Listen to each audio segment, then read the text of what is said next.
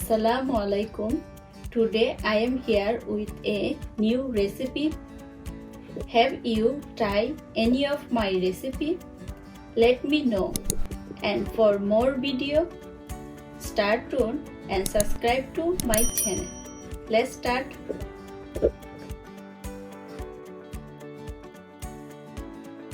সবজি পোলাও।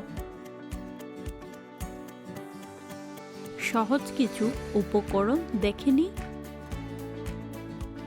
1 কাপ কাটা পেঁয়াজ, 1 কাপ কাটা গাজর, 1 কাপ মটরশুঁটি, লবণ স্বাদমতো, 1 কাপ বাসমতি চাল, আপনারা যে কোনো পোলার চাল দিয়ে করতে পারেন,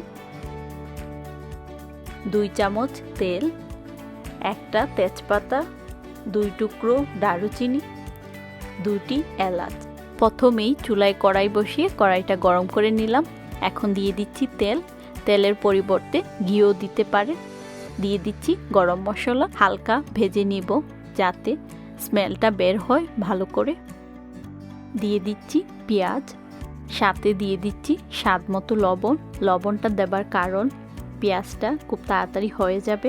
এখন অনবরত নাড়াচাড়া করে বেরেস্তার কালার নিয়ে আসবো। আমার পছন্দের কালারটা চলে আসছে। এখন দিয়ে দিচ্ছি বাসমতি চাল। আমি চালটা ধুয়ে 5 মিনিট ভিজিয়ে রেখে পানি ঝরিয়ে নিছি। এখন এইভাবে নেড়ে চেড়ে চালটা ভেজে নিব। চালটা যত ভালো ভাজা হবে তত ভালো পোলাও খেতে লাগবে।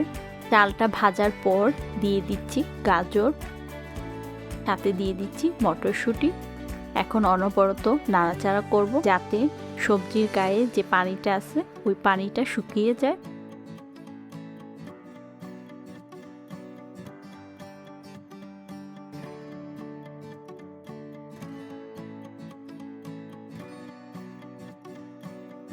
সবকিছু ভাজার পর দিয়ে দিচ্ছি পানি। আপনাদের পানির ব্যাপারে একটা জিনিস বলে দিই, আপনারা যে কাপ দিয়ে, যে কোনো কাপ হতে পারে, এই কাপ দিয়ে চাল মাপবেন। যদি 1 কাপ চাল হয় তাহলে 2 কাপ পানি দিবে, তাইলে ঝরঝরে পোলাওটা হবে।